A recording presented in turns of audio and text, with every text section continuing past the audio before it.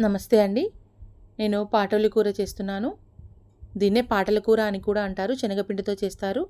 ఒక గిన్నెలో నూనె వేసి, ఆవాలు, జీలకర్ర వేసి వేగిన తర్వాత కొద్దిగా నీళ్ళు ఎసరు పోసుకోవాలి. నీళ్ళు ఎసరు పోసుకొని ఇంకా దాంట్లోకి కొంచెం ఉప్పు కూడా వేస్తాను నేను. ఇష్టం ఉన్న వాళ్ళు కారం కూడా వేసుకోవచ్చును. నేను మాత్రం ఉప్పే వేశాను. అవి బాగా మరిగిన తర్వాత పిండి దాంట్లో వేసేసుకొని కలుపుకోవాలి. ఎంత పిండి పడుతుందో చూసుకొని నీళ్ళకి తగినట్టుగా నేను పిండి పోసుకుంటాను. దగ్గర పడిన తర్వాత దాన్ని ప్లేట్లోకి తీసుకొని ప్లేట్కి నూనె రాసి చిన్న చిన్న ముక్కల కింద కట్ చేసుకోవాలి. ఆ ముక్కల కింద కట్ చేసుకున్న తర్వాత దాన్ని నేను కొన్ని నూనెలో వేపుకుంటాను, ఫ్రై చేసుకుంటాను. ఇంకా కొన్ని ఏమో పులుసులో వేస్తాను. పులుసు కోసం అని చెప్పి ఉల్లిపాయ ముక్కల్ని కట్ చేసుకొని నూనెలో వేపుకున్నాను. బాగా ఎర్రగా వేగాలి. వేగిన తర్వాత దాంట్లోనే అదే నూనెలో కొంచెం జీలకర్ర, మెంతులు కూడా వేసి వేపాలి. ఇంకా అవన్నీ కూడా గ్రైండ్ చేసుకోవాలి మెత్తగా. దాంట్లోనే నేను వెల్లుల్లి కూడా వేసి గ్రైండ్ చేసుకున్నాను. ఇంకా ఆ పేస్ట్ అంతా కూడా కొద్దిగా నూనె వేసి దాంట్లో కడాయిలో వేసి బాగా వేపాలి మళ్ళీ ఇంకోసారి.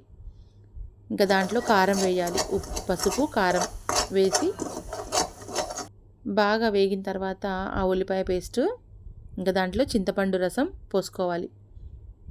చింతపండు రసం వేసి బాగా ఉడికించుకోవాలి. ఉడికిన తర్వాత అది ఉడుకుతూ ఉంటుంది. ఇంకా అంతలోపు మనం ఈ పక్కన నూనె వేడి చేసుకొని దాంట్లో కొన్ని ముక్కల్ని ఫ్రై చేస్తాను. ఈ శనగపిండి బిళ్ళలన్నిటిని కూడా ఫ్రై చేసి పక్కన పెట్టుకుంటాను. కొన్నేమో పులుసులో వేసుకుంటాను.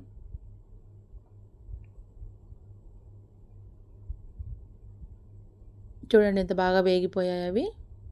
ఇంకా అవి ఒట్టిగానే ఒట్టిగా తినేయచ్చు, అన్నంతో కూడా కలుపుకొని తినేయచ్చు. ఇప్పుడు పులుసు ఇక్కడ దగ్గర పడింది.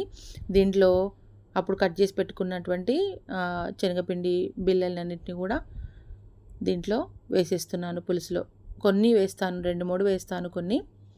ఇంకా తర్వాత వేడి చల్లారిన తర్వాత అవి వేసి కలుపుకొని పైన కొత్తిమీర చల్లేసుకొని దింపుకోవడమే అంతే.